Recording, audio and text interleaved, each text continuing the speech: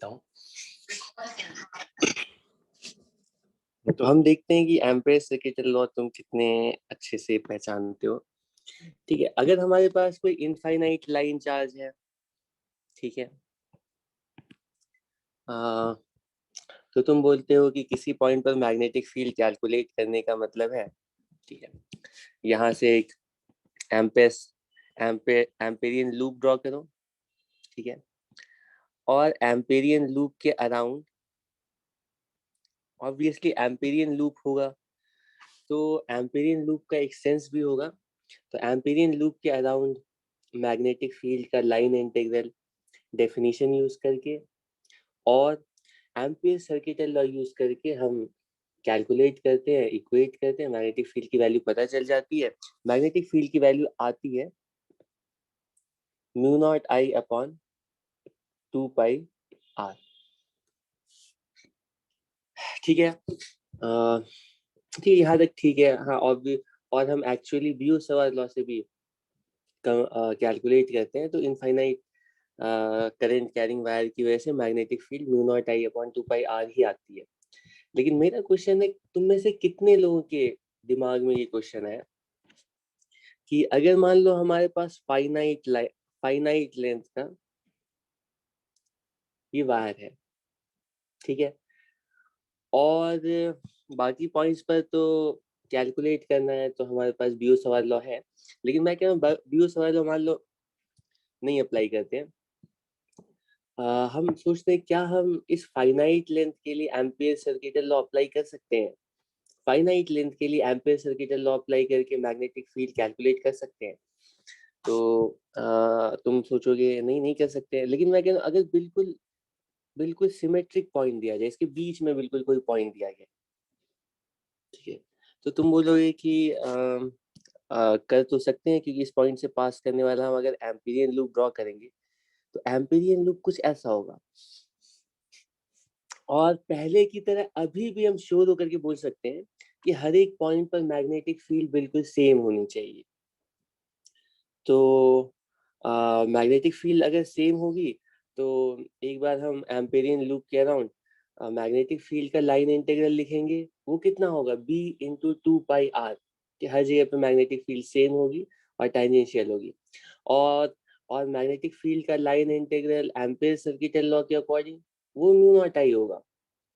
ठीक है, तो मैग्नेटिक फील्ड की वैल्यू कैलकुलेट करते हो और बाकी पॉइंट्स पर तो नहीं, इस सिमेट्रिक पॉइंट पर एटलीस्ट तुम एम्पेयर सर्किट लॉ अप्लाई करके मैग्नेटिक फील्ड निकालते हो mu naught I upon 2 pi are.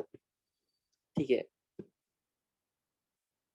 मतलब इनफाइनाइट लेंथ का वायर जितनी मैग्नेटिक फील्ड प्रोड्यूस कर रहा है, same magnetic field finite length का प्रोड्यूस कर सकता है क्या? डेफिनेटली यहाँ पे कुछ ना कुछ तो गड़बड़ है। क्या गड़बड़ है? एम्पेयर सर्किट लॉ हमने प्रॉपर्ली अप्लाई करी, क्या प्रॉब्लम है इसमें? वेल, मैंने एम्पेयर सर्किट लॉ सही से अप्लाई किया है कि नहीं, बताओ। b इंटू 2 पाई आर, ये तो लाइन इंटीग्रल की वैल्यू होगी डेफिनेशन यूज करके, और म्यू नॉट आई ये एम्पेयर सर्किट लॉ यूज करके। तो इस पॉइंट पर एम्पेयर सर्किट लॉ के अकॉर्डिंग मैग्नेटिक फील्ड की value mu naught I upon 2 pi R होनी चाहिए, लेकिन इतनी magnetic field infinite line charge produce करे, sorry infinite current carrying wire produce करे, और ये फाइनाइट करेंट कैरिंग वायर, तो ये ऑब्वियसली कुछ ना कुछ इसमें प्रॉब्लम है। क्या प्रॉब्लम है? कहाँ पर हमने गलती किया?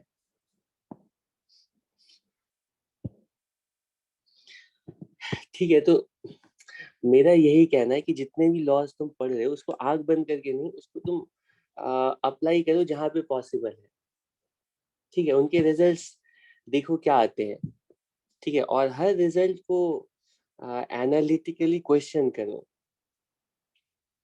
ठीक है, तो यहाँ पे तुम्हें पहले सोचना चाहिए था कि एम्पेयर सर्किट लॉ से रिजल्ट क्यों नहीं आ रहा है। ठीक है, तो मैं इसको थोड़ी देर में एक्सप्लेन करता हूँ, इतनी देर में तुम्हारे पास टाइम है क्लास की ड्यूरेशन तक का, तब तक इसका आंसर बताओगे। एनीवे, ठीक है, तो हम लोग नेक्स्ट पार्ट स्टार्ट करने जा रहे हैं, इलेक्ट्रोमैग्नेटिक इंडक्शन, लेकिन उस पर भी आते हैं। हम बोलते हैं कि इलेक्ट्रोस्टैटिक्स, मैग्नेटोस्टैटिक्स, ठीक है, की थ्योरी कंप्लीट है और ये 4 मैक्सवेल के लॉज हैं और इन 4 लॉज को यूज करके हम सारे इलेक्ट्रिकल और मैग्नेटिक फिनोमिनन्स को डिस्क्राइब कर सकते हैं। ये है इलेक्ट्रिक फील्ड का सरफेस इंटीग्रल, इलेक्ट्रिक फील्ड की लाइन इंटीग्रल, और ये है मैग्नेटिक फील्ड का सरफेस इंटीग्रल और मैग्नेटिक फील्ड की लाइन इंटीग्रल। ठीक है, इनकी वैल्यूज कितनी कितनी आती हैं क्लोज लूप के और क्लोज सरफेस के अराउंड। तो ये वैल्यू आती है charge enclose upon epsilon not और लाइन इंटीग्रल 0। ठीक है, मैग्नेटिक फील्ड का लाइन इंटीग्रल सरफेस इंटीग्रल 0 और लाइन इंटीग्रल नॉन जीरो आता है और म्यू नॉट करंट इनक्लोज, ठीक है, कि इक्वल आता है। ठीक है, of course magnetic field, electric field, magnetic field, who cares about them unless you have this equation। ठीक है, कि कोई भी चार्ज होगा तो उसके ऊपर ये इलेक्ट्रिक फील्ड, मैग्नेटिक फील्ड ये फोर्स एक्सर्ट करती है। ठीक है, क्यू वी क्रॉस बी या q E plus v cross B, Lorentz force. तो ये कंप्लीट इलेक्ट्रिसिटी मैग्नेटिज्म है जब तक चार्जेस स्टेशनरी है और जब तक करंट स्टेडी है।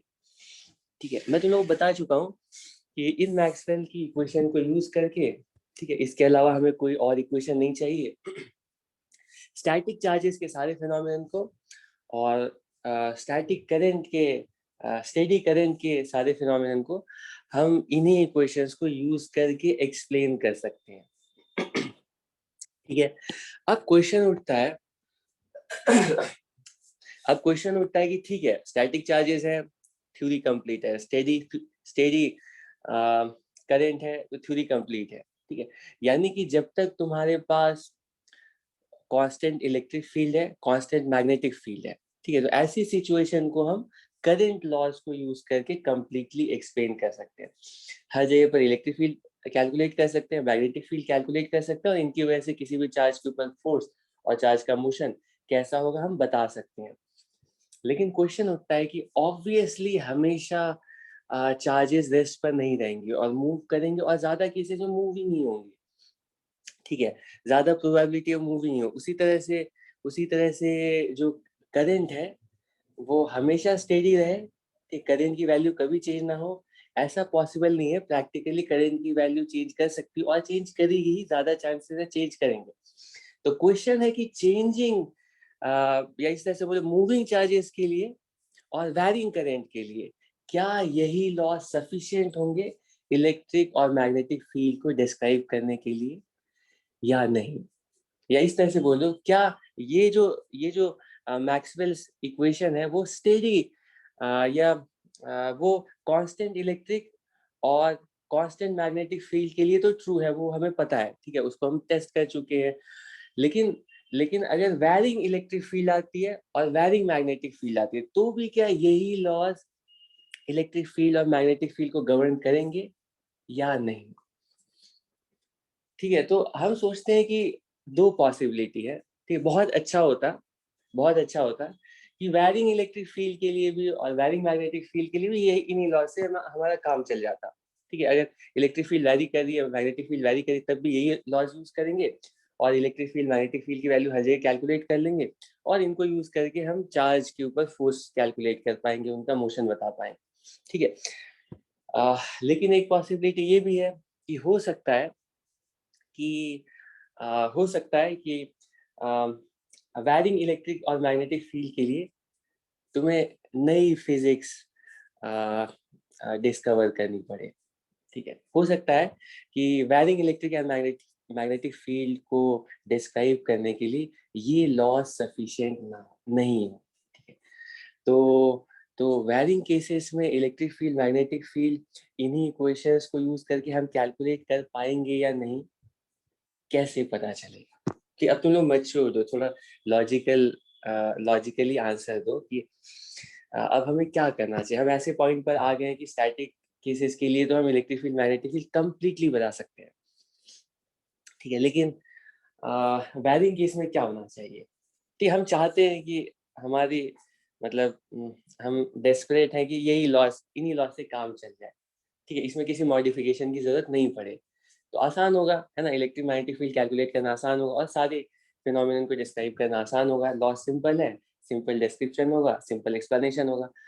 लेकिन कैसे पता चलेगा? क्या करना चाहिए हमें? तुम रहते तो क्या करते? हाँ, हाँ, क्या करते बताओ? अरे ये फिर से रिपीटेड क्वेश्चन मैं पूछता हूँ कि जब हमें कब पता चलता है कि जो जो प्रेजेंट लॉज हैं, जो प्रीवियस लॉज हैं, वो सफिशिएंट नहीं है नए नेचुरल फिनोमेनन्स को एक्सप्लेन करने के लिए? कब पता चलता है? कैसे पता चलता है?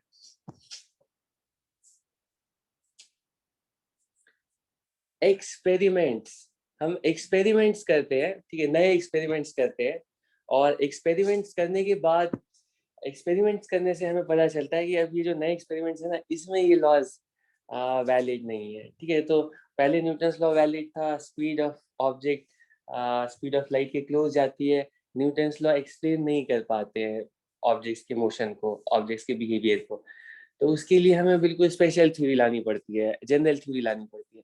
उसी तरह ऑब्जेक्ट का जो साइज है वो छोटा होते जाता है, न्यूटन्स लॉ वैलिड है, लेकिन जैसे ही वो बिल्कुल एटॉमिक डायमेंशन में चला जाता है, सब एटॉमिक पार्टिकल के डायमेंशन का ऑब्जेक्ट हो जाता है, उस टाइम में न्यूटन्स लॉ इनवैलिड है। ऑब्जेक्ट्स के बिहेवियर को डिस्क्राइब करने के लिए हमें क्वांटम फिजिक्स लानी पड़ती है, ठीक है। तो उसी तरह से अगर अगर मूविंग चार्जेस है, वैरिंग करंट है, तो ये लॉज सफिशिएंट है या नहीं, टेस्ट करने के लिए हमें एक्सपेरिमेंट्स करने पड़ेंगे, ठीक है। तो काउंटलेस एक्सपेरिमेंट्स किए जाते हैं। इनफैक्ट ये जो ईएमआई वाला पार्ट है, इसको अप्रोच करने का दो तरीका है, ठीक है। एक तो मतलब मेरा जो स्टैंडर्ड अप्रोच है वो यही है कि मैं पहले कोशिश करता हूँ कि कैसे कैसे नेचुरली ये थ्योरी इवॉल्व हो रही है, उसी सीक्वेंस में आगे चलो, ठीक है, जैसे कि मैं अभी कर रहा हूँ। दूसरा अप्रोच ये है कि पहले मैं ना बिल्कुल लेमैन की तरह, मतलब बच्चों की तरह तुम लोगों को पहले directly Faraday's law of electromagnetic induction बताता हूँ, ठीक है, और उसको अप्लाई करना सिखाता हूँ। Faraday's law of electromagnetic induction क्या कहता है, ठीक है, वो उसको अच्छे से समझना और उसके बाद उसको अप्लाई करना, ठीक है। जब तुम फैराडेज लॉ को अप्लाई करना सीख जाते हो, फिर उसके बाद मैं एक्सप्लेन करता हूँ कि फैराडेज लॉ क्यों आ रहा है, कहाँ से आ रहा है, ठीक है। ये दोनों अप्रोच हम फॉलो कर सकते हैं। ज़्यादातर केसेस में तो सिर्फ एक ही पार्ट कराया जाता है। अगर तुम कहीं पे ईएमआई पढ़ोगे तो वहाँ पे बस तुम्हें फैराडेज लॉ क्या होता है और इसको कैसे अप्लाई करना है, ठीक है, बस इतना ही बताया जाएगा। उसको कैसे, मतलब उसकी ज़रूरत क्यों पड़ी, कहाँ से है, इन सब पर डिस्कशन नहीं कराया जाता है। उसकी ज़रूरत है या नहीं, ये तो क्वेश्चनेबल है। वो डिपेंड करता है कि तुम किस लेवल तक सीखना चाहते हो, ठीक है। अगर तुम्हारा पर्पस है कि हाँ इसका तो कोई काम आने वाला है नहीं, हमें तो बस किसी तरह से एंट्रेंस क्लियर करना है, तो फिर हो सकता है कि दूसरा आंसर कि सिर्फ सिर्फ अप्लाई करना सीख जाए, ये ज़्यादा सुइटेबल होगा, ठीक है। और अगर तुम लोग अच्छे से सीखना चाहते हो और अपने अराउंड इलेक्ट्रोमैग्नेटिक वर्ल्ड को और बेहतर तरीके से देखना चाहते हो, समझना चाहते हो, ठीक है, और क्या पता आगे के टाइम में तुम अपनी जो एडवांस रिसर्च है इसी फील्ड में कर रहे हो, तुम इलेक्ट्रोमैग्नेटिक फिनोमेनन्स को जितने अच्छे से पहचानते हो उतने उतने अच्छे डिसीजंस ले पाओगे, ठीक है, और तुम्हारी उतनी अच्छी अंडरस्टैंडिंग होगी उन टॉपिक्स से रिलेटेड। अगर तुम अगर तुम्हारा जो करियर है हो सकता है इंटीग्रेटेड, ठीक है, एडवांस रिसर्च कर रहे हो तो ज़्यादातर जितने भी एडवांस रिसर्च होते हैं, बहुत सारे, ज़्यादातर तो नहीं, बहुत सारे एडवांस रिसर्चर ऐसे होते हैं जो कि इंटरडिसिप्लिनरी होते हैं, तो फिजिक्स तो कहीं पर भी इन्वॉल्व हो सकती है, ठीक है। तो हो सकता है तुम्हें इसकी ज़रूरत पड़े और इसकी वजह से, ठीक है, तुम्हें बेटर अंडरस्टैंडिंग हो जिस भी फील्ड में हो आगे के टाइम में।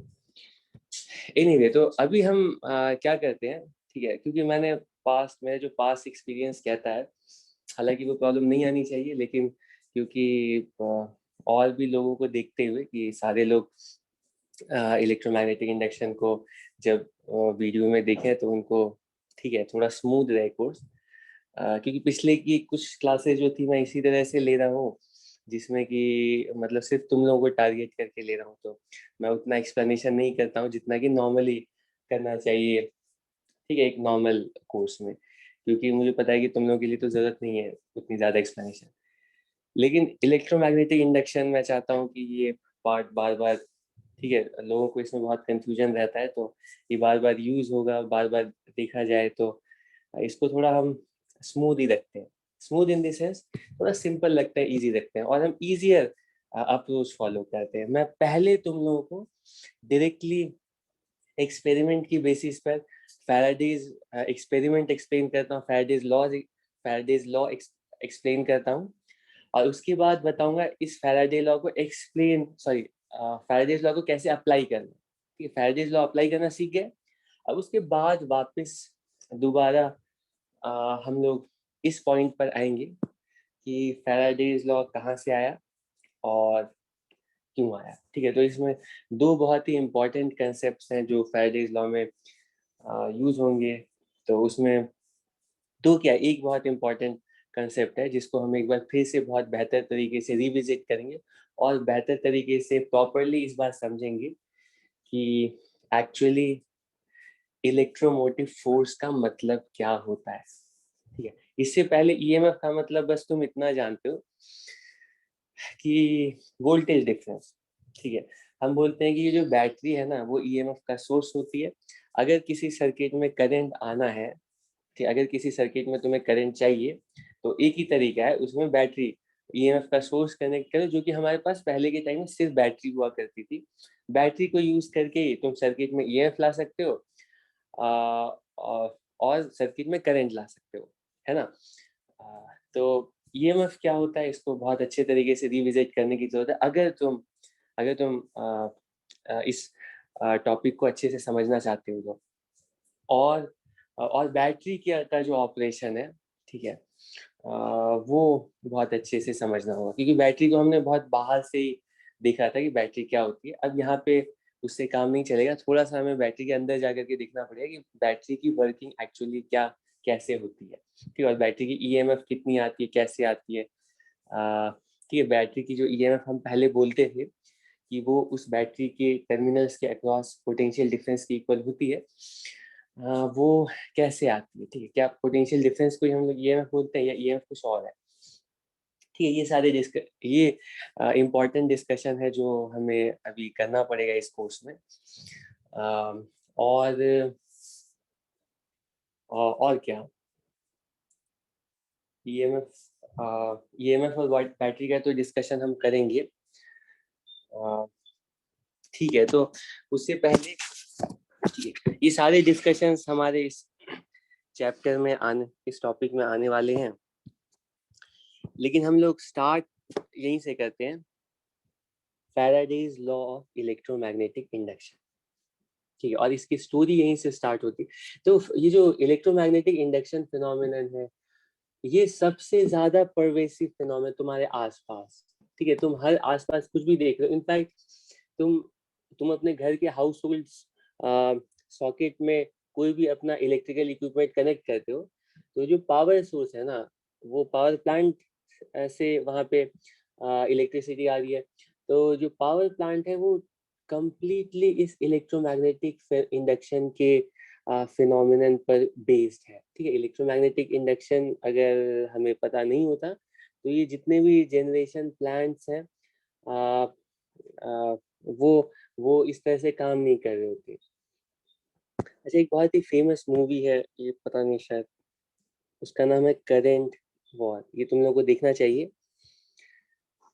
ठीक है, एडिसन के टाइम में, ठीक है, वो बहुत बड़ा बिजनेसमैन था, तो वो हर जगह जो इलेक्ट्रिसिटी का उसका जो कंसेप्शन था कि घर घर में इलेक्ट्रिसिटी आनी है, लेकिन वो डीसी यूज करता था। ठीक है, डीसी के थ्रू ही ठीक है सर्किट्स को रन करते थे, इलेक्ट्रिकल डिवाइसेस को रन करते थे, डीसी के फेवर में था। लेकिन उसके बाद निकोलाई टेस्ला आता है और बोलता है कि नहीं, इनफैक्ट वो एडिसन की ही कंपनी में काम करता है और उसी को डिज़ाइन तैयार करने के लिए दिया जाता है। निकोला टेस्ला, ठीक है, तुम समझ लो कि हिस्ट्री में सबसे प्रोमिनेंट ट्रू सेंस में जो इंजीनियर हम बोलेंगे वो निकोला टेस्ला है, ठीक है, जीनियस इंजीनियर, ठीक है, साइंटिस्ट तो है ही, लेकिन उसके जो इंजीनियरिंग अप्रोच था कि हमें कैसा डिज़ाइन करना चाहिए जिससे हम अब जो फिजिकल लॉज है उसको बहुत मैक्सिमम बेनिफिट के साथ यूज़ कर पाए, ठीक है, वो सारे के सारे उस टाइम में निकोला टेस्ला के दिए हुए हैं। ठीक है, उसने बहुत सारे मेजर चेंज, और बहुत लोग ऐसा कहते हैं कि उसका जो अप्रोच था ना वो इतना ज़्यादा फ्यूचरिस्टिक था कि बहुत लोग कंटेम्पररी जो प्रेजेंट वहाँ पे साइंटिस्ट थे या और लोग जो इन्वॉल्व थे इलेक्ट्रिसिटी में, तो वो लोग उसके मतलब रेडी भी नहीं थे कि उसके प्लान को एग्जीक्यूट किया जाए। अगर वो और कुछ टाइम तक रहता है तो शायद शायद और ज़्यादा चेंजेस लाता।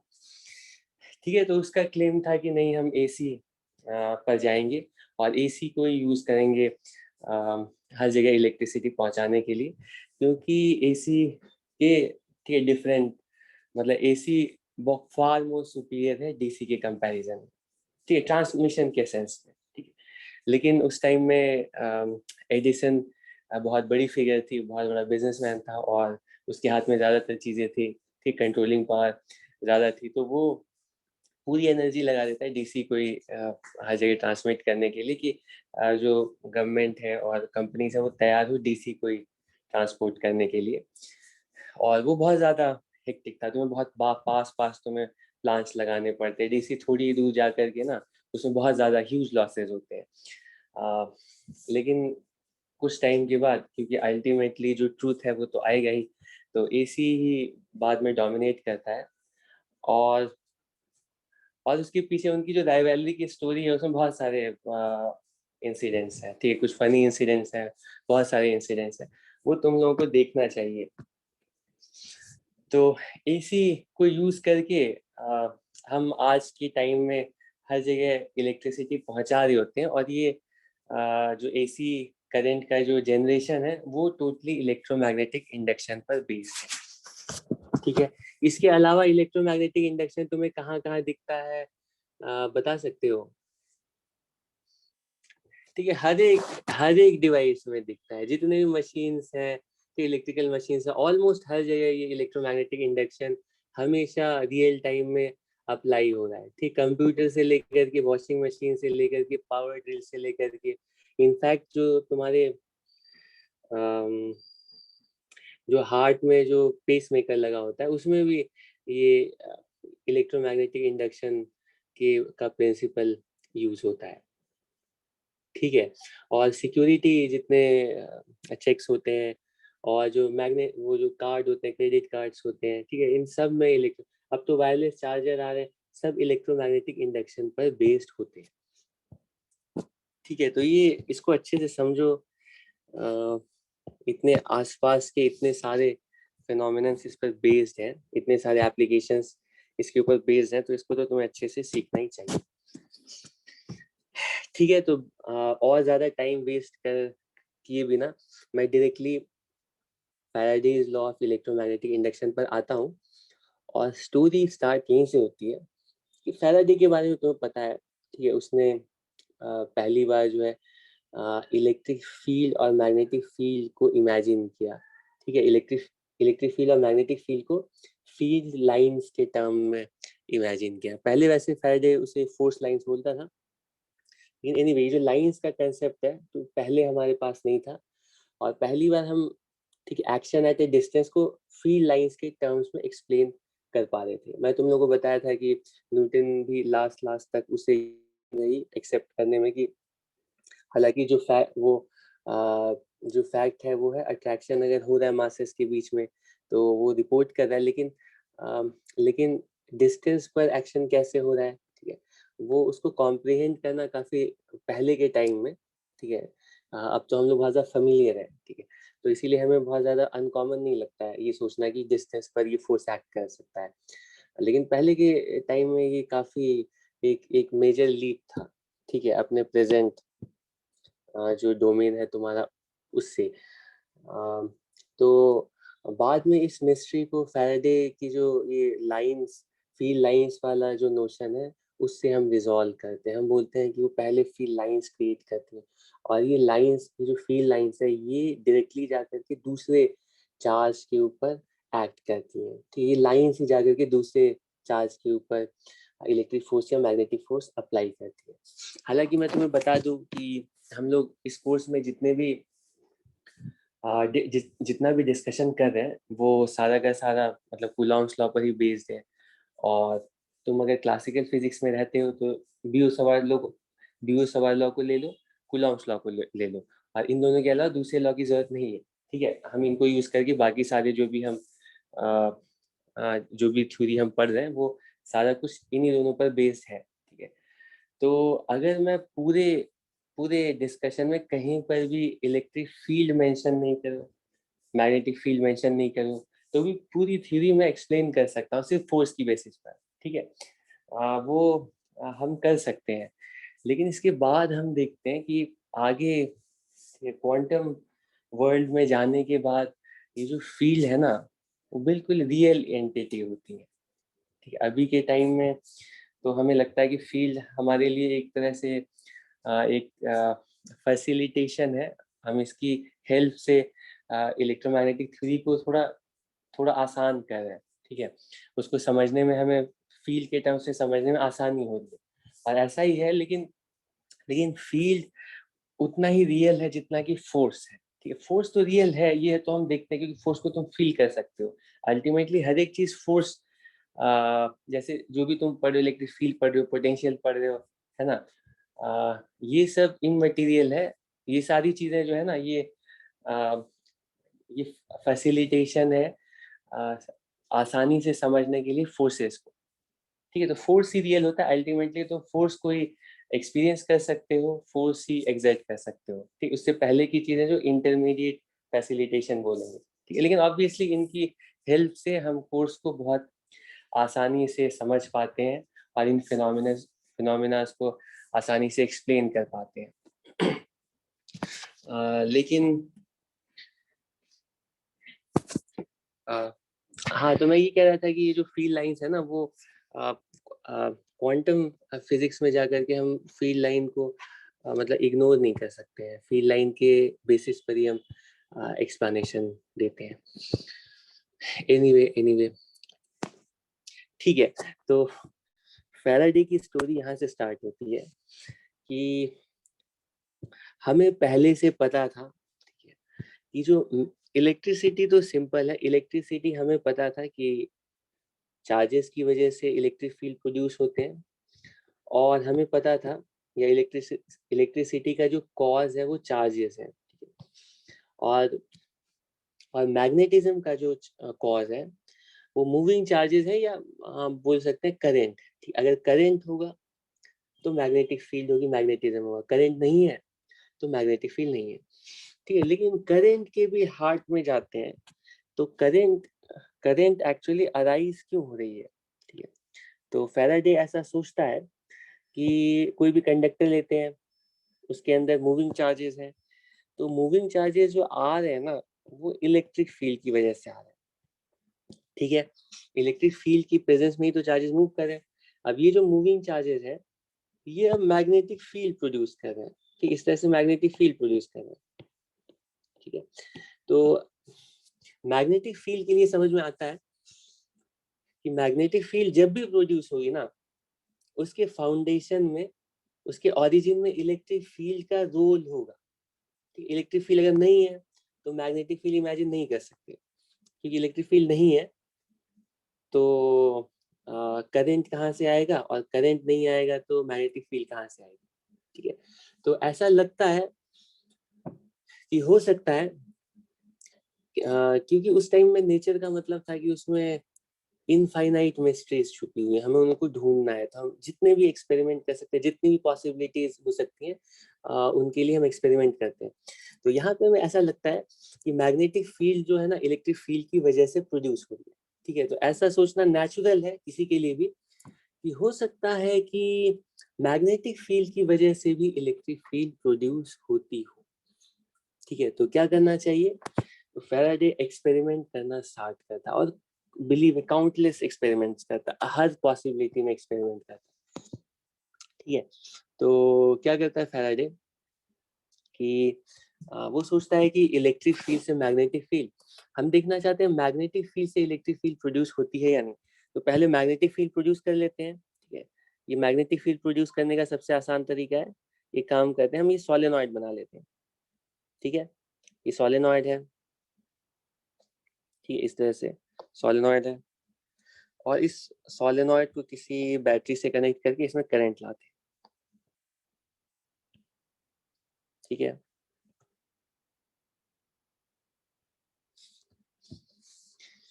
ठीक है, जैसे इसमें करंट आता है तो करंट की वजह से क्या होगा, इसमें करंट अगर ऐसे जा रहा है, ये इस तरह से जा रहा है, तो इसकी वजह से मैग्नेटिक फील्ड कुछ यूं आएगी ऐसे करके। ठीक है, इधर की तरफ चेक करना। ठीक, इस तरह से तो हम सोचते हैं मैग्नेटिक फील्ड की वजह से इलेक्ट्रिक फील्ड आती है कि नहीं, और मैग्नेटिक फील्ड की वजह से अगर इलेक्ट्रिक फील्ड आती है तो उस इलेक्ट्रिक फील्ड को टेस्ट करने का क्या तरीका होगा, वहां पे कंडक्टर रख देते हैं और उसमें देखते हैं करंट आ रहा है कि नहीं। तो हम लोग क्या करते हैं कि इसके आसपास कोई कॉइल रखते हैं, वो जैसे मर्जी जितनी ओरिएंटेशंस पॉसिबल है, कॉइल को ऐसे रखते हैं, ऐसे रखते हैं, ठीक है, ऐसे रखते हैं, ऐसे रखते हैं, हर जगह पर, हर पोजिशन में, हर ओरिएंटेशन में कॉइल को रख करके टेस्ट करते हैं कि क्या उस कॉइल के, अच्छा अब यहाँ पे कॉइल में बैटरी नहीं लगा रहे, मैं कह रहा हूँ ऐसे करके कॉइल को यहाँ पे रखा। ठीक है, ये सिर्फ एक कॉइल है। ठीक है, कंडक्टिंग कॉइल है, इसमें कोई बैटरी नहीं लगी है। हम चेक करते हैं, इसमें एक काम करते हैं, एमीटर भी लगा लेते हैं। हम देखते हैं कि इस कॉइल के अक्रॉस करंट पास कर रहा है कि नहीं।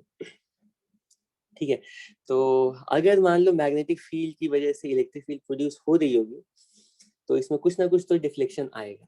ठीक है, तो फैराडे थक जाता है बहुत सा एक्सपेरिमेंट करके, कोई करंट नहीं आता है और वो कंक्लूड करता है कि मैग्नेटिक फील्ड से इलेक्ट्रिक फील्ड प्रोड्यूस नहीं हो सकती है। लेकिन लकीली या एक्सीडेंटली एक टाइम में ऐसा होता है कि वो, ठीक है, रख करके एक्सपेरिमेंट अपना, ठीक है, बंद ही कर रहा था, तो वो क्या करता है कि स्विच स्विच क्लोज्ड है इस तरह से। ठीक है, और स्विच को ओपन करता है, लेकिन जैसे ही स्विच ओपन होती है, ठीक है, जैसे ही स्विच ओपन होती है जिस मोमेंट पे, तो एक्सीडेंटली वो देखता है कि जो एमीटर की रीडिंग है ना, ये एमीटर है, ठीक है, इस तरह से, तो इसकी जो रीडिंग है ना वो थोड़ी देर के लिए ऐसे करके ऐसे डिफ्लेक्ट होती है। ठीक, और ये स्ट्रेंज ऑब्जर्वेशन था। ठीक है, और ये लेकिन बहुत बहुत फ्रैक्शन ऑफ टाइम के लिए डिफ्लेक्शन होता है, वो डिफ्लेक्शन खत्म हो जाता है। ठीक है, तो फैराडे को पहले तो किसी को भी यही लगेगा कि हो सकता है किसी और वजह से, किसी और रीजन से हो सकता है इसमें डिफ्लेक्शन आ गया, लेकिन वो फिर से रिपीट करता है। ठीक है, और उसको पता लगाने में टाइम नहीं लगता है कि जब भी हम स्विच को ऑन कर रहे हैं या ऑफ कर रहे हैं, जब भी हम स्विच को ओपन कर रहे हैं, क्लोज कर रहे हैं, तो ओपन या क्लोज करते टाइम में हमेशा कॉइल के अंदर, एमीटर के अंदर ये डिफ्लेक्शन शो हो रहा है। ठीक है, इसका मतलब है वो कंक्लूड करता है कि मैग्नेटिक फील्ड तो नहीं, लेकिन changing magnetic field electric field produce कर रही है। ठीक है, या इलेक्ट्रिक फील्ड से ज्यादा हम बोलेंगे कि चेंजिंग मैग्नेटिक फील्ड, क्योंकि इलेक्ट्रिक फील्ड होने का मतलब इसके अंदर ईएमएफ है, मतलब इसमें करंट आने का मतलब है इसके अंदर ईएमएफ है। तो फैराडे कहता है कि अगर मैग्नेटिक फील्ड चेंज हो रही है तो इस लूप के अंदर ईएमएफ भी आ रहा है। और भी एक्सपेरिमेंट करता है और वो पता लगाने में लग जाता है कि ईएमएफ की वैल्यू किन किन फैक्टर्स पर डिपेंड करे। ठीक है, चेंजिंग मैग्नेटिक फील्ड पर तो डिपेंड कर ही रही है, और वो साथ साथ देखता है कि अगर एरिया हम ज्यादा लेते हैं ना, मान लीजिए ज्यादा बड़ा कॉइल लिया, वहीं पर रखा है, बड़ा कॉइल लिया, ठीक है, ज्यादा बड़ा कॉइल लिया, तो वो देखता है कि पहले मान लो डिफ्लेक्शन, ठीक है, कुछ आ रहा था, अब जो है ना नीडल का डिफ्लेक्शन, वो जो थोड़ी देर के लिए डिफ्लेक्शन होता है वापिस जा रहा है नीडल, तो वो डिफ्लेक्शन सिर्फ 5 तक नहीं आ रहा, वो और ज्यादा आगे तक जा रहा है। ठीक है, एरिया बढ़ाने पर डिफ्लेक्शन बढ़ रहा है, ठीक है। तो कुछ टाइम के बाद, ठीक है, बहुत सारे एक्सपेरिमेंट्स करने के बाद फाइनली फैराडे, उसके भी पीछे बहुत सारे एक्सपेरिमेंट है, वो सारे हमें डिस्कस करने की जरूरत नहीं है, ठीक है, उतना वो सारे एक्सपेरिमेंट्स देखने की जरूरत नहीं है। एक्सपेरिमेंट्स का जो रिजल्ट फैराडे, ठीक है, प्रपोज करता है, फैराडे प्रपोज करता है अगर हमारे पास कोई भी क्लोज्ड कंडक्टिंग लूप है, ठीक, कोई भी क्लोज कंडक्टिंग लूप है, तो उस क्लोज कंडक्टिंग लूप के अक्रॉस, उस क्लोज कंडक्टिंग लूप के अराउंड ईएमएफ प्रोड्यूस होगा, और उस ईएमएफ की वैल्यू होती है माइनस, माइनस क्या है मैं समझाता हूँ, minus d phi upon d t. Faraday कहता है कि जो इंड्यूस्ड ईएमएफ है किसी भी क्लोज्ड कंडक्टिंग लूप के अराउंड, वो डिपेंड करती है, वो इक्वल होती है rate of change of magnetic flux through the loop के इक्वल, ठीक है। अब ये फैराडे लॉ क्या कहता है, मैं थोड़ी देर के लिए थोड़ा डिटेल में समझा देता हूँ। फैराडे कहता है कि मैग्नेटिक फील्ड पर नहीं, वो एक्चुअली लूप के अक्रॉस जो फ्लक्स है ना उस पर डिपेंड करता है, ठीक है। ये माइनस का क्या रोल है वो तो मैं एक्सप्लेन कर रहा हूँ, उससे पहले इस टर्म को हम समझ लेते हैं, ठीक है। फैराडे लॉ कहता है कि अगर तुम्हारे पास कोई भी, अब ये जनरल सेंस में फैराडे लॉ एक्सप्लेन कर रहा हूँ, फैराडे लॉ कहता है कि अगर तुम्हारे पास कोई भी कंडक्टिंग लूप है, क्वेश्चन है कि कंडक्टिंग लूप भी नहीं, कोई भी अगर तुम्हारे पास लूप है, ठीक है, कोई भी तुम्हारे पास क्लोज लूप है, तो लूप कैसा होना चाहिए, लूप कैसा भी हो सकता है, लूप की ओरिएंटेशन कैसी होनी चाहिए, साइज क्या होनी चाहिए, वो कुछ भी हो सकती है, लेकिन क्लोज होनी चाहिए। फैराडे लॉ कहता है कि अगर तुम कोई भी क्लोज लूप इमेजिन करते हो, ठीक है, ये हमारा क्लोज लूप है, ठीक है, तो इस क्लोज लूप के अराउंड इंड्यूस्ड ईएमएफ आएगा अगर इस क्लोज लूप के अक्रॉस मैग्नेटिक फ्लक्स चेंज कर रहा है। तो मैग्नेटिक फ्लक्स किसके अक्रॉस, ये तो लूप है, कोई तुम्हें पता होना चाहिए फ्लक्स हमेशा हम डिफाइन करते हैं सरफेस के अक्रॉस, क्योंकि फ्लक्स का मतलब होता है कि कितनी फील्ड लाइंस पास कर रही, तो फील्ड लाइन तो किसी सरफेस के अक्रॉस ही पास करेंगी ना। तो अगर तुम्हारे पास लूप लूप गिवन है, तो फैराडे कहता है कि पहले ना तुम एक काम करो, इस क्लोज लूप के साथ एक सरफेस को अटैच करो, ठीक है, ऐसा सरफेस जिसकी बाउंड्री में ये क्लोज लूप है, ठीक है। सरफेस कैसा भी हो सकता है, सरफेस कैसा होना चाहिए, कैसा भी हो सकता है, लेकिन उसकी बाउंड्री में ये लूप होना चाहिए। तो लेटेस्ट से हमने जो ये लूप इमेजिन किया है ना, वो बिल्कुल बोर्ड के प्लेन में आ रहा है, ठीक है, और उसके साथ सरफेस अटैच करना था, तो हम ना सरफेस को बिल्कुल बोर्ड के प्लेन में ही इमेजिन कर रहे हैं, ठीक है। तो फैराडे कहता है कि इस सरफेस के across rate of change of magnetic flux के डायरेक्टली या के बिल्कुल इक्वल होगा इंड्यूस्ड ईएमएफ का मैग्नीट्यूड, ठीक है। मतलब कि क्लोज लूप से अटैच सरफेस के अक्रॉस जितना ज्यादा तेजी से फ्लक्स चेंज करेगा, उतना ही ज्यादा इंड्यूस्ड ईएमएफ आएगा। इस आ, इस लूप के साथ अटैच सरफेस के अक्रॉस जितना स्लोली फ्लक्स चेंज करेगा, मैग्नेटिक फ्लक्स चेंज करेगा, उतना ही कम इंड्यूस्ड ईएमएफ आएगा। इंड्यूस्ड ईएमएफ टोटली डिपेंड करती है कि सरफेस के अक्रॉस फ्लक्स का रेट ऑफ चेंज कितना है, ठीक है, फ्लक्स पर नहीं, फ्लक्स ज्यादा है कम है इस पर इंड्यूस्ड ईएमएफ नहीं डिपेंड करता है। इंड्यूस्ड ईएमएफ डिपेंड करता है कि फ्लक्स किस रेट से चेंज हो रहा है, पहले तो फ्लक्स को चेंज होना पड़ेगा, ठीक है, तभी इंड्यूस ईएमएफ आएगा, और चेंज भी जितना ज्यादा तेजी से होगा, चेंज जितना फास्ट होगा, उतना ही ज्यादा इंड्यूस ईएमएफ आएगा, ठीक है। तो थोड़ी देर के लिए मैं फिर से तुम्हें याद दिलाता हूँ कि मैग्नेटिक फ्लक्स का मतलब क्या है। मैग्नेटिक फ्लक्स का मतलब है तुम्हारे पास कोई भी ऐसा सरफेस है, ठीक है, और यहाँ पे मैग्नेटिक फील्ड लाइंस एग्जिस्ट करती हैं, ठीक है। तो मैग्नेटिक फ्लक्स अगर तुम्हें कैलकुलेट करना है, तो हम वैसे ही कैलकुलेट करते हैं, तो बिल्कुल जैसे इलेक्ट्रिक फ्लक्स निकालते हैं, वैसे ही मैग्नेटिक फ्लक्स भी निकाल सकते हैं, ठीक है। क्योंकि क्योंकि इलेक्ट्रिक फ्लक्स कैलकुलेशन और मैग्नेटिक फ्लक्स कैलकुलेशन में कोई डिफरेंस नहीं है, तो अलग से मैं तुम्हें सिर्फ मैग्नेटिक फ्लक्स के एग्जांपल नहीं करा रहा हूँ, ठीक है, ऐसे क्वेश्चन तुम्हारे बुक में रहेंगे कि ऐसे यूनिफॉर्म लाइन है और यहाँ पे ऐसे स्क्वायर प्लेट रख दिया है, मैग्नेटिक फ्लक्स कैलकुलेट करो, वो बिल्कुल बी डॉट ए से कैलकुलेट कर सकते हो। अगर अगर मैग्नेटिक फील्ड यूनिफॉर्म है तो मैग्नेटिक फ्लक्स हम कैलकुलेट करते हैं डायरेक्टली बी डॉट ए से। और अगर मैग्नेटिक फील्ड यूनिफॉर्म नहीं है या एरिया फ्लैट नहीं है तो उस केस में हम लोग फ्लक्स कैसे कैलकुलेट करते हैं, उस सरफेस के हर एक एलिमेंट के अक्रॉस फ्लक्स ऐड करके, और एलिमेंट के अक्रॉस जो फ्लक्स होगा वो बी डॉट डी के इक्वल होगा। ये total magnetic flux across the surface होगा।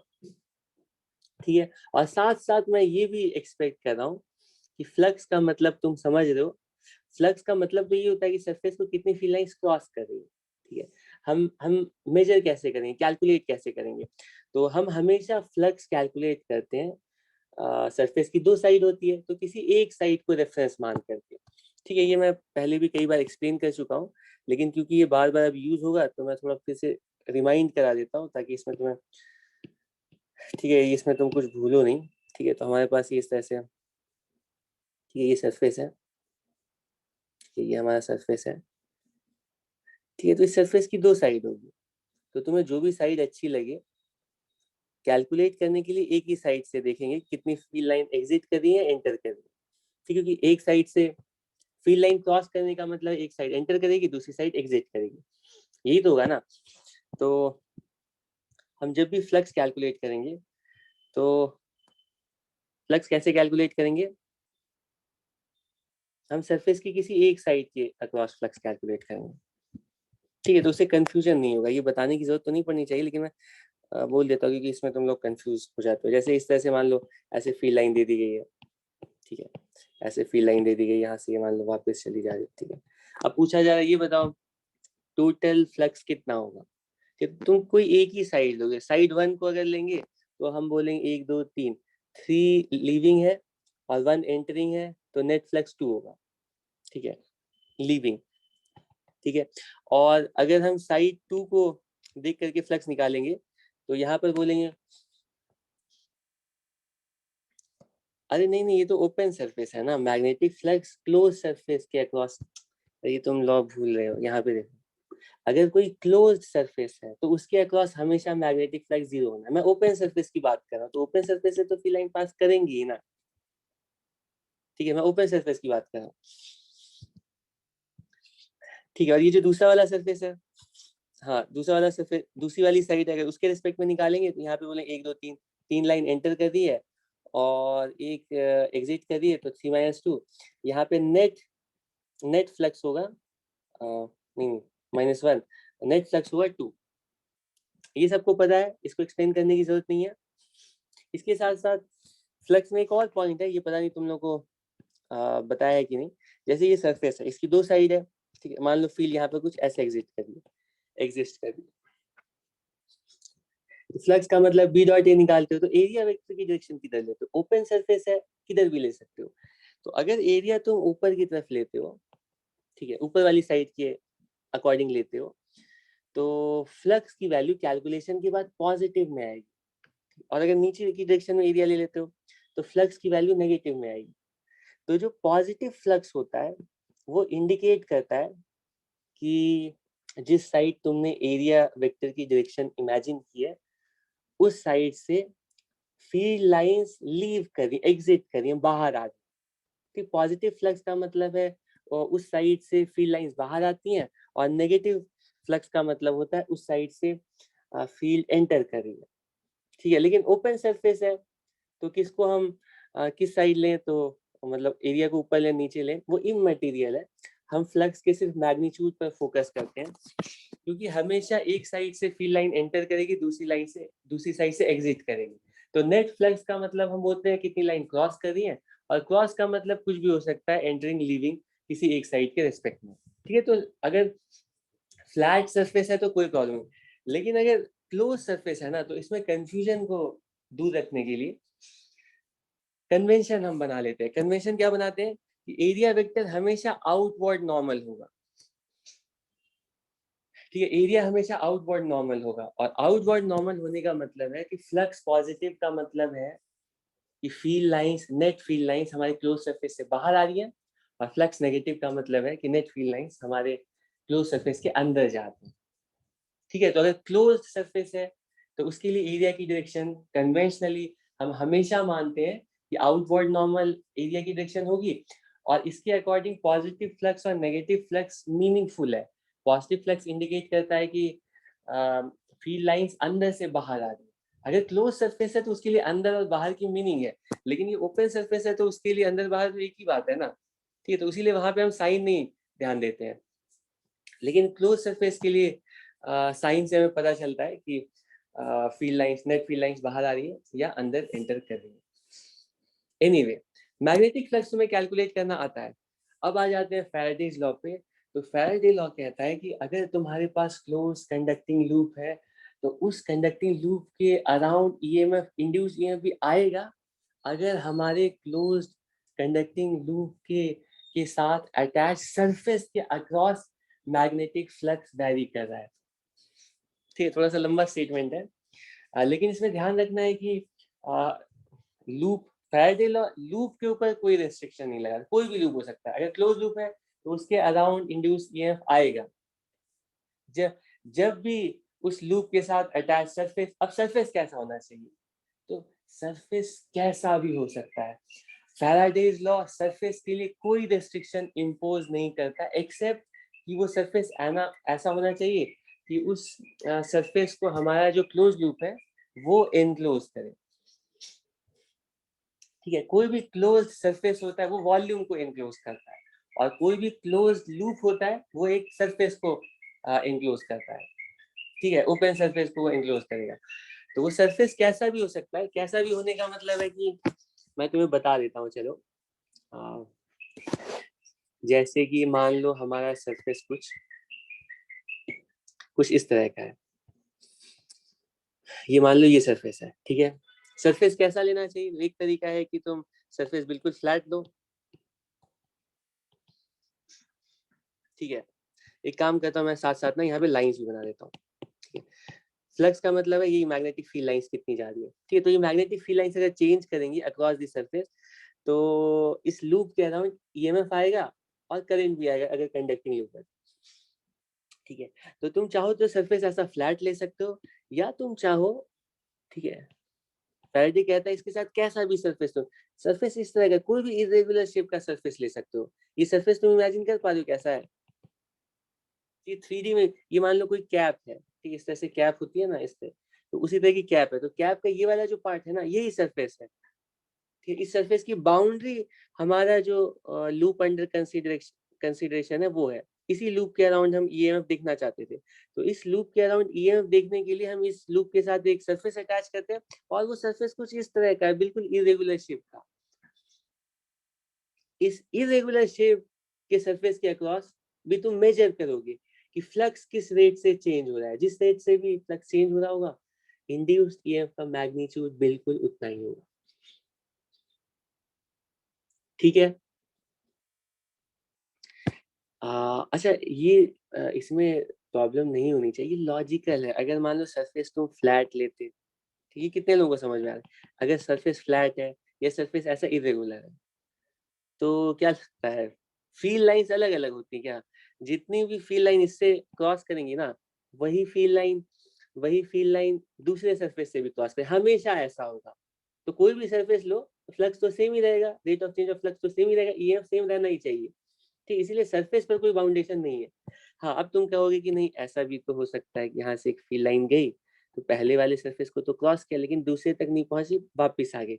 लेकिन अगर वो वापस आएगी तो फिर पहले वाले सरफेस को वो लीव भी कर देगी, तो इसका नेट इफेक्ट पहले वाले सरफेस पर भी जीरो होगा अगर वो दूसरे वाले सरफेस को टच नहीं कर रही है तो। ठीक है, ठीक है, अब माइनस साइन की मीनिंग भी बता देता हूँ। माइनस साइन जो है वो फेमस, जो माइनस साइन लगा हुआ है वो फेमस लेंस लॉ कहलाता है। और लेंस लॉ क्या कहता है उसको समझो। लेटेस्ट से यहाँ पर, ठीक, पहले इंड्यूस ईएमएफ की वैल्यू फैराडेज लॉ के अकॉर्डिंग मैं लिख देता हूँ, minus d phi m upon d t. ठीक है, ठीक है, तो लेटेस्ट से यहाँ पे मैग्नेटिक फील्ड कुछ बाहर की तरफ एग्जिस्ट कर रही है, यूनिफॉर्म मैग्नेटिक फील्ड। ठीक है। यूनिफॉर्म होने का मतलब हर जगह मैग्नेटिक फील्ड सेम है, ठीक है। और कांस्टेंट होने का मतलब होता है कि हर टाइम में मैग्नेटिक फील्ड सेम है। तो मैग्नेटिक फील्ड कांस्टेंट नहीं है लेकिन यूनिफॉर्म है, ठीक है। तो एक कंडक्टिंग लूप ले लेते हैं और मैं जानबूझकर इस बार थोड़ा प्रॉपर्ली फिगर ड्रॉ कर रहा हूँ। यहाँ पे तुम्हें इमेजिन करना है कि मैग्नेटिक फील्ड लाइन सारी बिल्कुल बोर्ड के प्लेन से बाहर की तरफ आ रही है और हमारा जो कंडक्टिंग लूप है वो बिल्कुल बोर्ड के प्लेन में है। तो बहुत सारी फील्ड लाइन हमारे लूप से ऐसे क्रॉस करेंगी, मतलब कि इस मैग्नेटिक फील्ड की वजह से हमारे लूप के अक्रॉस, लूप के साथ अटैच सरफेस के अक्रॉस फ्लक्स भी होगा, ठीक है। कुछ ना कुछ फ्लक्स होगा, ठीक है। तो इसके अक्रॉस कुछ फ्लक्स भी होगा, ठीक है। अब क्वेश्चन में कहा गया है कि मैग्नेटिक फील्ड को हम इंक्रीज कर रहे हैं, कि टाइम के साथ मैग्नेटिक फील्ड की जो स्ट्रेंथ है वो इंक्रीज कर, या मैं वैल्यू दे देता हूँ समझाने के लिए। मान लो 20t या 20 तो नहीं, 0.2t टेस्ला।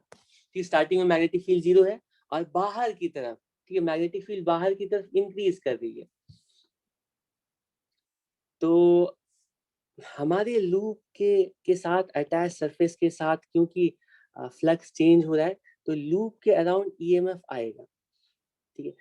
ईएमएफ कितना आएगा वो तो d phi by d t के इक्वल आएगा, वो हम कैलकुलेट करेंगे। लेकिन अभी इंटरेस्टेड है कि ईएमएफ का सेंस क्या होगा, उस ईएमएफ की वजह से करंट किस सेंस में फ्लो करेगा। तो करंट के लिए ये डायरेक्शन, ये जो माइनस साइन है ना, ये बताता है कि करंट किस डायरेक्शन में आएगा। और ये जो डायरेक्शन है, हाँ, इस एक्सप्रेशन से तुम्हें समझ में आता है कि जिस भी डायरेक्शन में मैग्नेटिक फ्लक्स चेंज हो रहा होगा उसके ऑपोजिट डायरेक्शन में इंड्यूस्ड ईएमएफ आएगा। अगर इस स्टेटमेंट को तुम अच्छे से कॉम्प्रिहेंड कर पाते हो तो इस मैथमेटिकल इक्वेशन को भी देखने की जरूरत नहीं है, हम डायरेक्टली इंड्यूस्ड ईएमएफ की डायरेक्शन बता सकते हैं। ये जो माइनस साइन इस मैथमेटिकल एक्सप्रेशन में है, इस माइनस साइन की सिग्निफिकेंस यही है कि ये कहता है कि जिस सेंस में मैग्नेटिक फ्लक्स चेंज हो रहा है उसके ऑपोजिट सेंस में इंड्यूस्ड ईएमएफ आएगा, ठीक है। अब बताओ, इसी क्वेश्चन में ईएमएफ की डायरेक्शन का पता लगाते हैं। इसमें बताओ कि मैग्नेटिक फ्लक्स किस सेंस में चेंज हो रहा है। तो बाहर की तरफ हम बोलेंगे मैग्नेटिक फील्ड जो है ना इंक्रीज हो रही है। पहले लाइन डेंसिटी यहाँ पे कम थी, ठीक है, अब धीरे धीरे लाइन डेंसिटी बढ़ते जा रही है, कि लाइन डेंसिटी टाइम के साथ बढ़ते जा रही है, ठीक, और पास पास फील्ड है। यानी कि बाहर की तरफ, कंटिन्यूअसली बाहर की तरफ जो है ना मैग्नेटिक फ्लक्स इंक्रीज कर रहा है। इसका मतलब है कि लूप के अराउंड इंड्यूस ईएमएफ इसी तरह से आएगा कि वो जो बाहर की तरफ मैग्नेटिक फ्लक्स फील्ड आ रही है उसको अपोज करे। उसको अपोज करने का मतलब है जो इंड्यूस करंट आएगा वो अपनी magnetic field downward direction inside the plane of board produce करे। और inside the plane of board magnetic field produce करने के लिए करंट को कैसे होना चाहिए, राइट हैंड रूल से, वो कुछ इस डायरेक्शन में होगा। इंड्यूस ईएमएफ और इंड्यूस करंट कुछ ऐसे होगा। ये पॉइंट समझ में आ रहा है?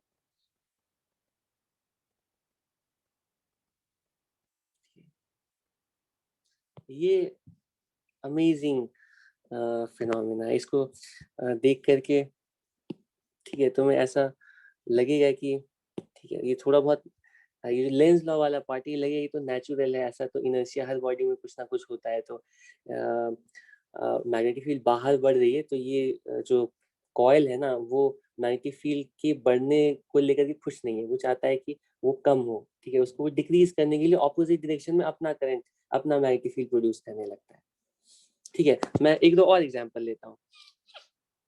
हाँ, करंट का सेंस फिर बता रहा हूँ। लेटेस्ट से हमारे पास ये कॉइल्स हैं, ठीक है। अभी बहुत सारे एक्सपेरिमेंट्स आएंगे क्योंकि ठीक है ये एब्जॉर्ब करने में थोड़ा टाइम लगता है और इसीलिए ना ये जो शेडेड पोर्शन है ना वो वाला पार्ट जो है बोर्ड के प्लेन के बाहर है, ठीक है। और जो अनशेडेड पोर्शन है वो बोर्ड के प्लेन के अंदर है, ठीक है। लेटेस्ट से ये दोनों कंडक्टिंग कॉइल्स हॉरिजॉन्टल प्लेन में रखे गए हैं और मैग्नेटिक फील्ड यहाँ पर कुछ ऐसे वर्टिकली अपवर्ड डायरेक्शन में एग्जिस्ट कर रही है, ठीक है। यूनिफॉर्म मैग्नेटिक फील्ड है, ठीक है। नॉन यूनिफॉर्म भी होगी तो कर सकते हैं, लेकिन अभी आसानी के लिए इमेजिन करते हैं यहाँ पे बिल्कुल यूनिफॉर्म मैग्नेटिक फील्ड ऐसे एग्जिस्ट करी हर जगह पर। उसको ड्रॉ नहीं कर रहा हूँ, बस इमेजिन करो। और क्वेश्चन में कहा जा रहा है कि मैग्नेटिक फील्ड इंक्रीज कर रही है, तो टाइम के बाद इसकी मैग्नेटिक फील्ड यूं हो गई, यूं हो गई। मैग्नेटिक फील्ड की वैल्यू बता दी गई है, वो टाइम के साथ इंक्रीज कर रही है 0.2 T Tesla. Varying magnetic field है, ठीक है।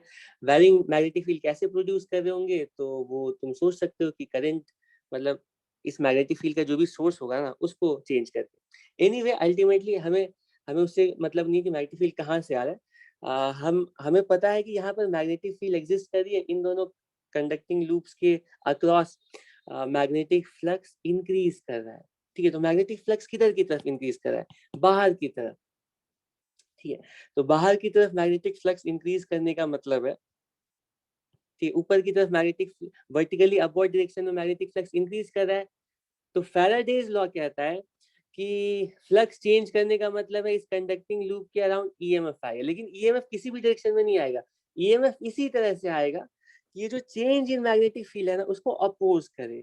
तो बाहर की तरफ मैग्नेटिक फील्ड इंक्रीज हो रही है, यानी कि चेंज वर्टिकली अपवर्ड डायरेक्शन में हुआ है, ठीक है। हम इंटरेस्टेड है मैग्नेटिक फील्ड किधर चेंज हो रही है, मैग्नेटिक फील्ड की अपनी डायरेक्शन किधर है उसमें इंटरेस्टेड नहीं है, मैग्नेटिक फील्ड किधर चेंज हो रही है। क्योंकि मैग्नेटिक फील्ड क्वेश्चन में दी गई है वर्टिकली अपवर्ड डायरेक्शन में इंक्रीज कर रही है, यानी कि वर्टिकली अपवर्ड डायरेक्शन में मैग्नेटिक फील्ड चेंज कर रही है। तो इंड्यूस्ड ईएमएफ, फैराडेज लॉ बोलता है कि इंड्यूस्ड ईएमएफ लूप के अराउंड इसी तरह से आएगा कि वो इस चेंज को अपोज करेगा। तो इस चेंज को अपोज करने के लिए डाउनवर्ड डायरेक्शन में मैग्नेटिक फील्ड प्रोड्यूस करेगा, ठीक है। इंड्यूस्ड करंट लूप के अराउंड ऐसे ही आना चाहिए कि वो मैग्नेटिक फील्ड डाउनवर्ड डायरेक्शन में प्रोड्यूस करे। और डाउनवर्ड डायरेक्शन में मैग्नेटिक फील्ड लाने के लिए करंट का सेंस क्या होना चाहिए, वो कुछ इस तरह से होगा, राइट हैंड से। क्या क्या समझ में आ रहा है? अगर यहाँ पे मैग्नेटिक फील्ड बाहर की तरफ इंक्रीज कर रही है, तो हमारा आंसर होता कि magnetic sorry induced current loop के अंदर कुछ ऐसे होगा, ठीक। ऊपर से देखेंगे तो ये क्लॉकवाइज सेंस में होगा,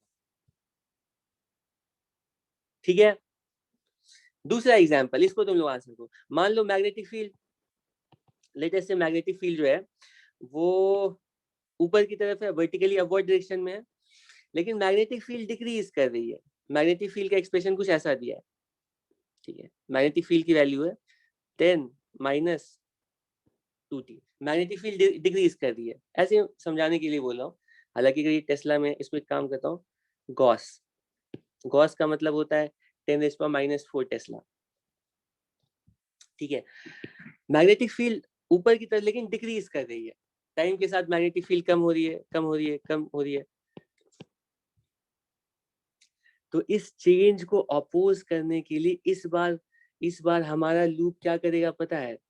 लूप बोलेगा कि अपवर्ड डायरेक्शन में मैग्नेटिक फील्ड डिक्रीज कर रही है, चेंज को अपोज करने के लिए लूप अपवर्ड डायरेक्शन में मैग्नेटिक फील्ड प्रोड्यूस करेगा। और अपवर्ड डायरेक्शन में मैग्नेटिक फील्ड प्रोड्यूस करने के लिए करंट का सेंस इस बार कुछ यूं होगा,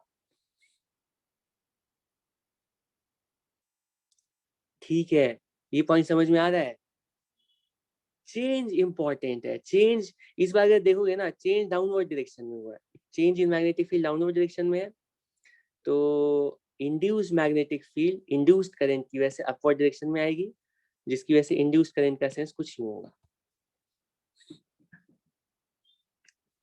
कुछ और एग्जांपल्स लेते हैं, ठीक है। मुझे बस पहले डायरेक्शन वाला पार्ट क्लियर करने दो, ठीक है। आज लगता है कि डायरेक्शन ही हम कर पाएंगे, या फिर शाम में भी क्लास रख सकते हैं, क्योंकि मैं चाहता हूँ जल्दी से ये पॉइंट्स क्लियर हो फैराडेज लॉ वाले।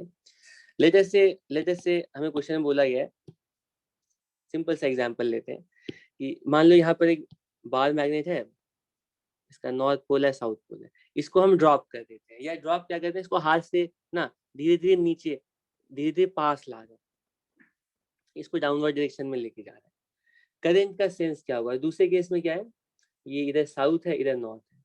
दोनों केस में बताओ करंट की डायरेक्शन किधर होगी, और तुम्हारा आंसर होना चाहिए, तुम्हें ये अज्यूम करके आंसर देना है कि हम, ठीक है, ऊपर से कि इन दोनों कॉइल्स को ऑब्जर्व कर रहे हैं।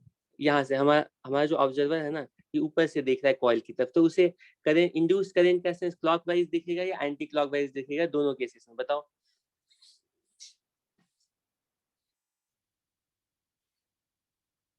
ओके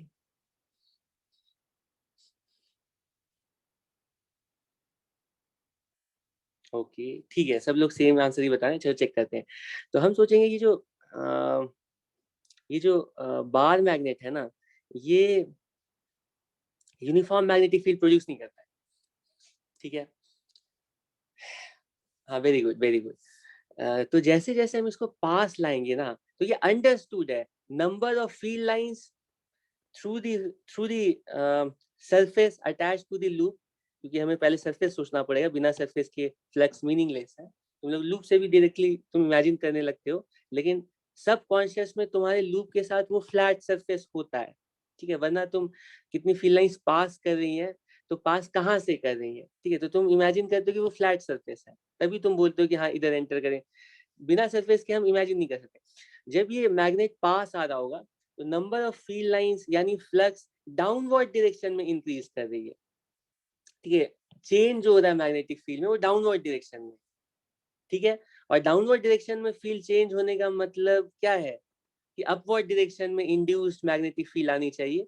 और अपवर्ड डायरेक्शन में इंड्यूस्ड मैग्नेटिक फील्ड का मतलब है करंट कुछ ऐसे, अब ऊपर से देखेंगे तो ये एंटी क्लॉकवाइज दिखेगा, ये इंड्यूस करंट की डायरेक्शन होगी। इसमें करंट आएगा, बैटरी नहीं है, बिना बैटरी के भी करंट आ सकता है, ठीक है। अगर अगर हमारे लूप के अक्रॉस मैग्नेटिक फ्लक्स चेंज कर रही है तो। दूसरे वाले केस में क्या होगा, दूसरे वाले केस में एक एक तरीका है कि कुछ करने की जरूरत नहीं है, इसको बस पलट दिया है तो डायरेक्शन अपोजिट होना हो जानी चाहिए। तो तुम डायरेक्टली भी बोल सकते थे कि इंड्यूस करंट ऐसे होगा, लेकिन आ, इसको तुम अगर ऐसे सोचते हो कि क्या होना चाहिए, तो यहाँ पे कुछ मैग्नेटिक फील्ड ऐसे है।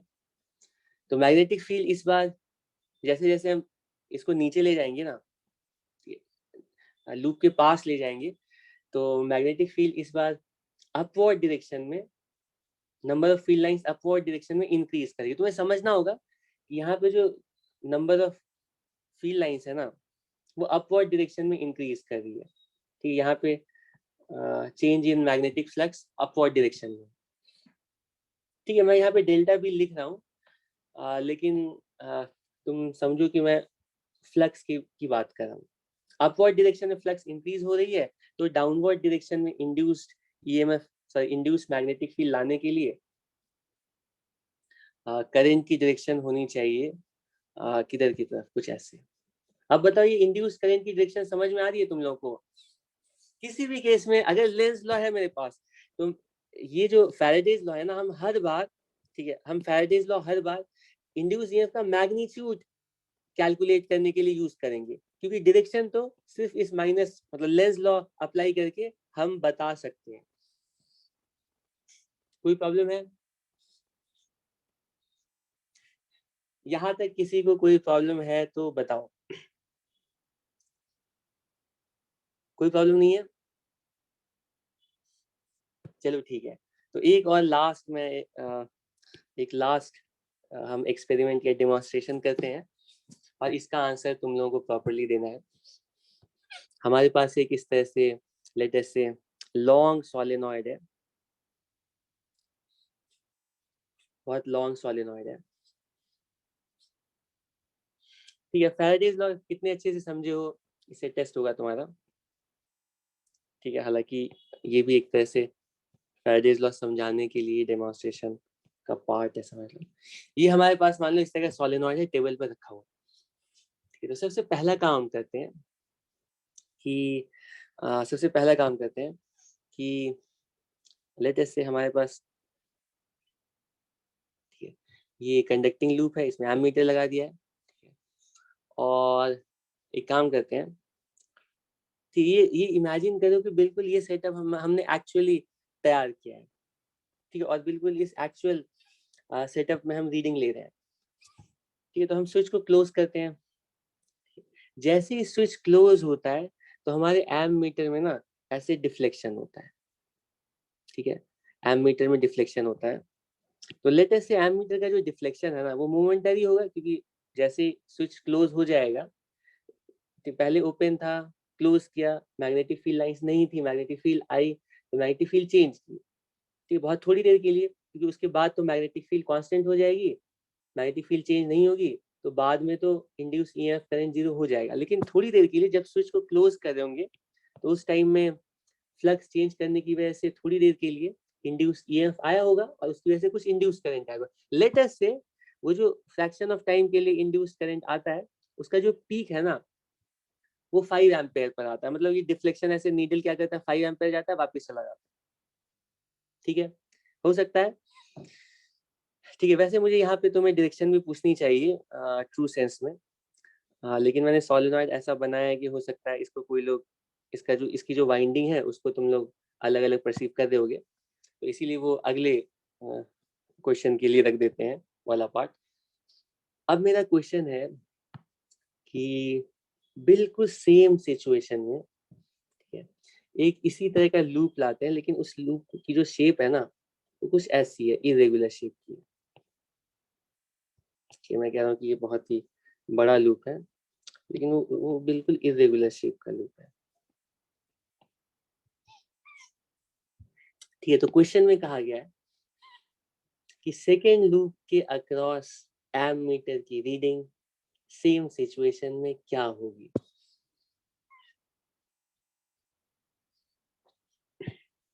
लॉन्ग सोलेनॉइड है और हमने लूप इसी तरह से बनाया है कि लूप के अंदर से ये जो सोलेनॉइड का पार्ट है ना ये पास कर रहा है।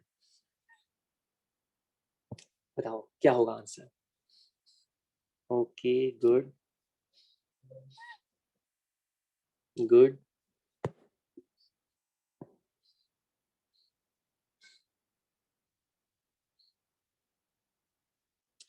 बिल्कुल सेम होगा, क्योंकि फैराडे लॉ कहता है कि उस लूप के साथ अटैच सरफेस के अक्रॉस फ्लक्स कितना चेंज हो रहा है, फ्लक्स किस रेट से चेंज हो रहा है। तो तुम पहला वाला लूप देखो और दूसरा वाला लूप देखो, दोनों से same number of field lines pass कर रही है। ठीक, तुम्हें लगेगा एरिया बढ़ गया है, लेकिन एरिया से मतलब नहीं, हमें टोटल फ्लक्स से मतलब है, टोटल फील्ड लाइन से मतलब है। ठीक, अगर दूसरे वाले में फ्लक्स कैलकुलेट करते ना तो इसी पार्ट से फ्लक्स आता, यहीं पे बी डॉट ए करते, यहीं पे बी डॉट ए करते, तो फ्लक्स दोनों के अक्रॉस बिल्कुल सेम है, क्योंकि दोनों के अक्रॉस अलग अलग फील्ड लाइंस नहीं पास करेंगे। जितनी फील्ड लाइन पहले लूप में उतनी फील्ड लाइन दूसरे लूप में।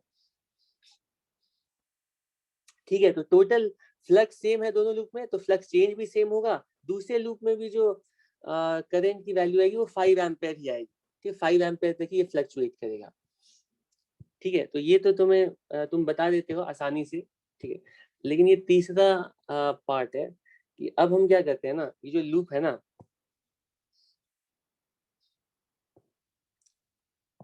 अगर सोलेनॉइड शॉर्ट होगा तो हो सकता है कुछ फील्ड लाइन ऐसे वापस आ रही होंगी, तो उसमें प्रॉब्लम है। ठीक है, लेकिन हम लॉन्ग सोलेनॉइड ले रहे हैं तो सिर्फ इसी पार्ट में जब तक फील्ड है और वो यूनिफॉर्म है इसी पार्ट में, तो दोनों के across same field line same flux, तो इंड्यूस यहाँ भी सेम आएगा। ठीक, अब हम क्या कर रहे हैं कि ये जो ऐसा लूप था ना, इसको मैंने क्या किया, ऐसे करके ऐसे ऐसे करके ऐसे करके फोल्ड करके ना, और इसको पलट करके कुछ ऐसा लूप बना दिया। ठीक है, इनफैक्ट 2 नहीं 3 टर्न्स बना दिए, ऐसा 3 टर्न का लूप बनाया। अब मेरा क्वेश्चन है 1 2 3, इसको कैसे बनाऊं। इसको इमेजिन करो कि ऐसे करके गई है लूप, ठीक है, ऐसे करके गई है लूप और ऐसे करके लूप गई। ये 3 टर्न्स का लूप है। क्वेश्चन है कि इस लूप के अराउंड एमीटर की रीडिंग कितनी होगी। ठीक है, तो इसका तुम लोग आंसर सोच करके आना नेक्स्ट क्लास में, फिर हम लोग आगे कंटिन्यू करेंगे। Thank you very much.